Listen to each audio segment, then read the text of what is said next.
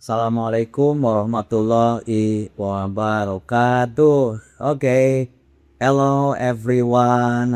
Welcome back to the channel. What the channel is? Oh, our what? Our breakthroughs. That's good. Okay, well done. Okay, thank you. I am Jeffrey speaking here. Okay. I'm very gratitude for you joining with us. Yeah. Welcome back to the channel. Yeah. Today, really, I'm very exhausted, but I try to talk to you. Yeah. Very happy to talk to you.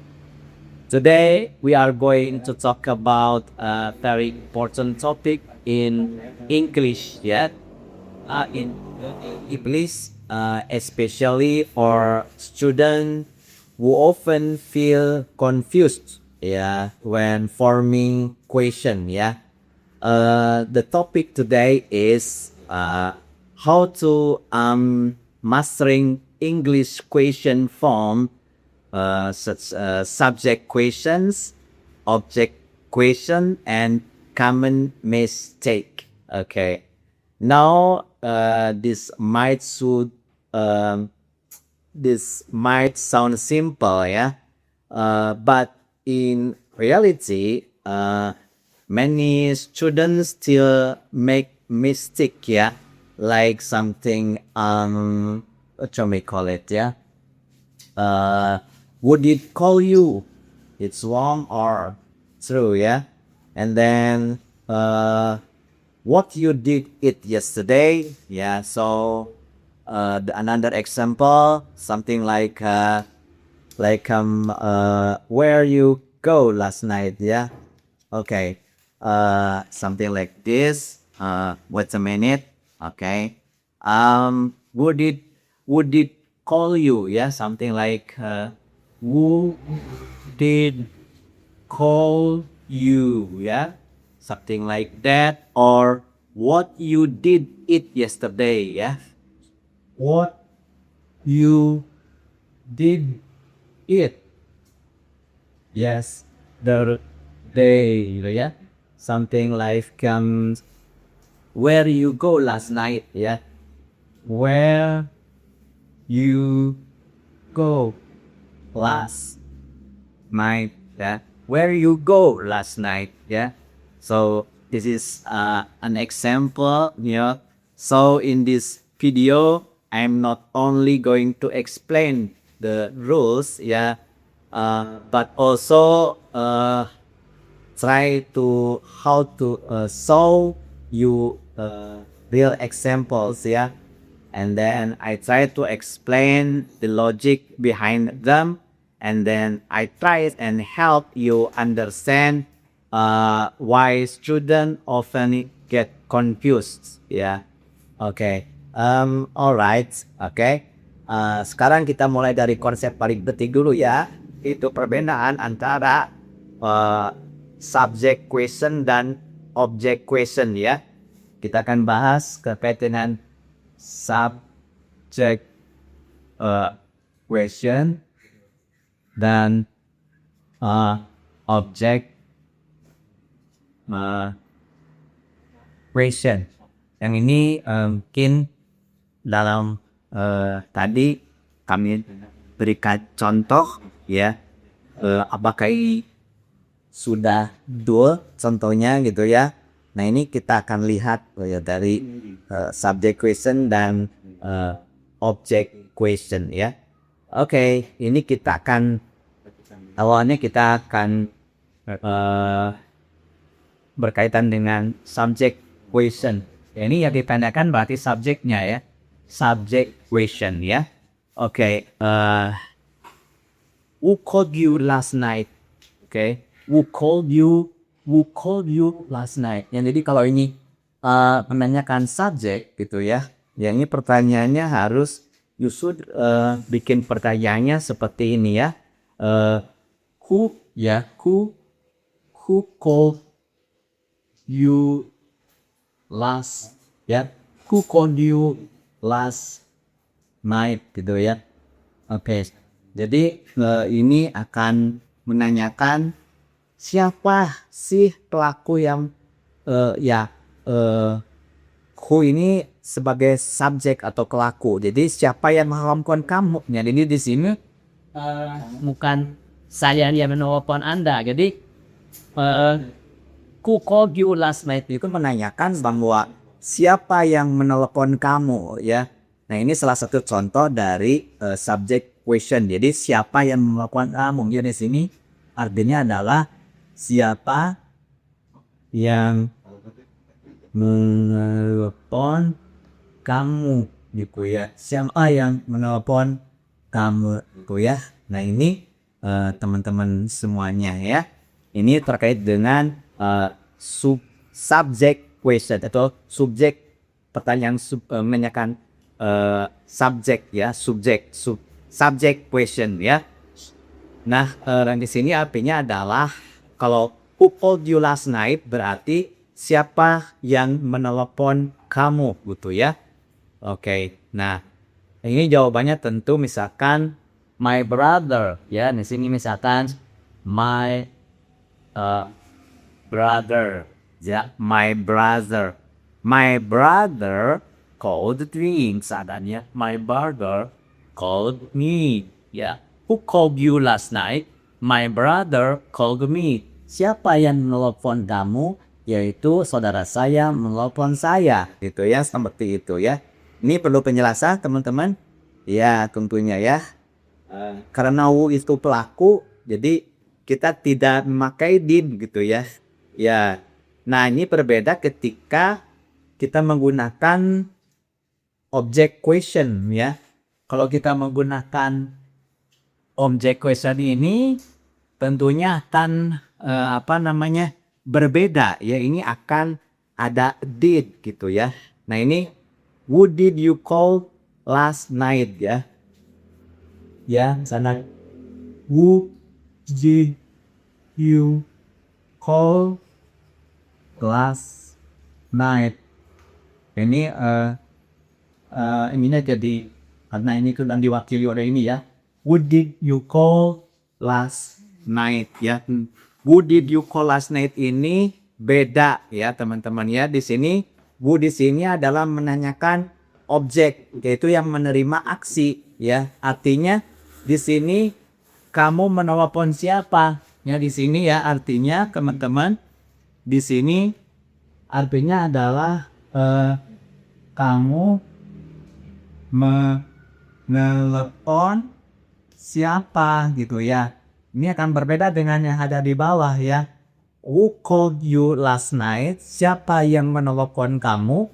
Ini akan berbeda. Ini ada subject question. Kalau object questionnya adalah who did you call last night gitu ya.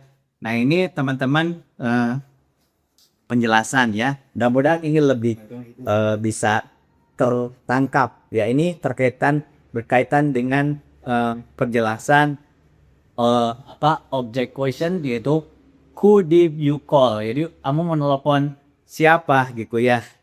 Nah ini tentunya bisa dijawab juga. Misalkan I called my brother gitu ya. Di sini jadi saya yang menelponnya gitu ya. I call misalkan my brother gitu ya. Oh di sini saya yang dikelakukan oleh saudara saya. Ini my brother called me. Oh di sini I called my brother. Jadi who did you call last night gitu ya. Ini ada pertanyaan objek, ini menanyakan subjek ya, berbeda gitu ya teman-teman semuanya. Oke.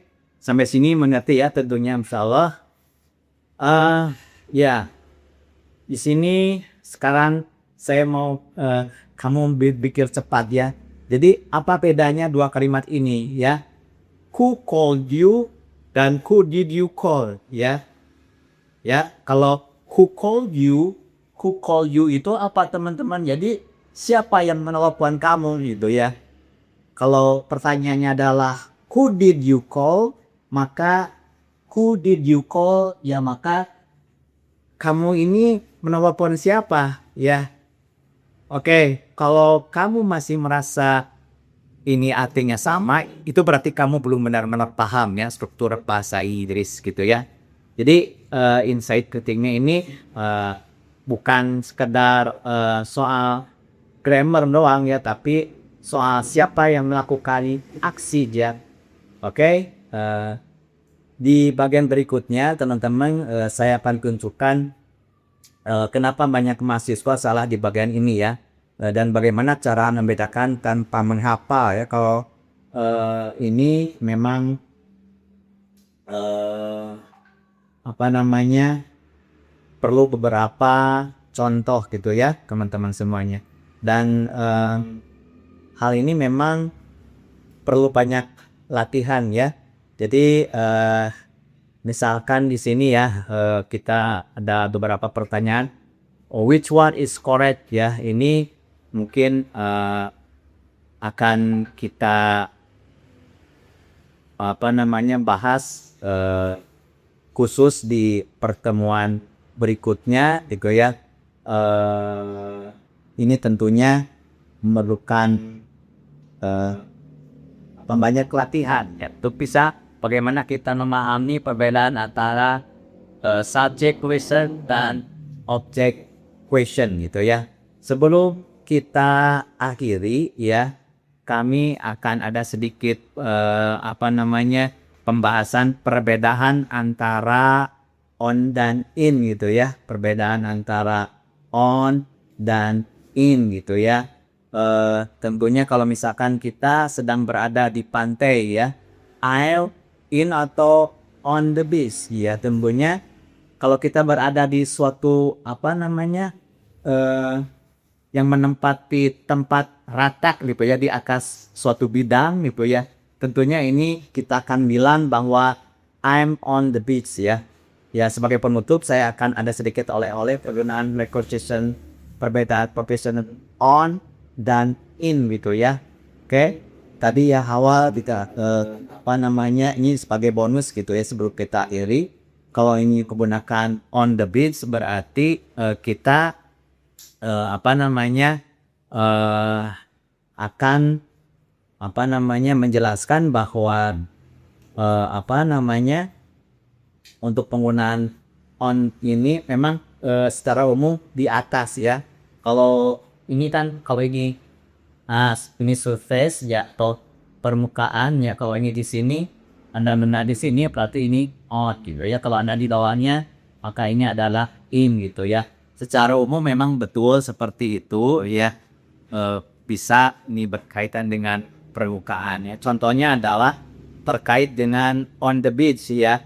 Misalkan I am on the beach ya. Jadi ini ada di permukaan, I am on the beach ini ada di permukaan nih Bu ya. Misalkan contohnya I am on the beach berarti kamu berada di atas permukaan pasir ya. Karena memang the beach is seen as a surface like something like a natural floor ya. Ini misalkan floor gitu ya. Nah ini ada juga yang berkaitan dengan in ya. Kalau in the water itu seperti apa ya? Ini misalkan ini permukaan air gitu ya. Jadi ini air misalkan ya, ini water ya. Ini kalau in the water itu bisa sebagian gitu ya. I am in the water ya. I am in the water. Ini bisa segini atau bisa kakinya saja gitu ya.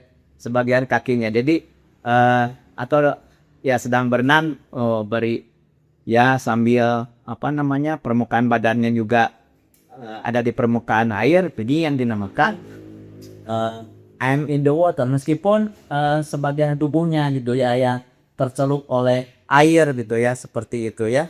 Ya oke. Sampai sini mungkin teman-teman jelas ya. Oke, itu berkaitan dengan in the water. Jadi in the water itu bukan hanya semata-mata biar semuanya seluruhnya berada di dalam permukaan air gitu ya. Ada yang kalau semuanya berada di dalam air, untuk istilahnya beda, yang dinamakan underwater gitu ya. Kalau di sini semua tubuhnya ada di dalam air, berarti underwater ya. Mudah-mudahan masih diingat ya perbedaan antara in, on dan under water. Terima kasih atas perhatiannya. Wabillahi taufiq wal hidayah. Assalamualaikum warahmatullahi wabarakatuh. See you on the next week.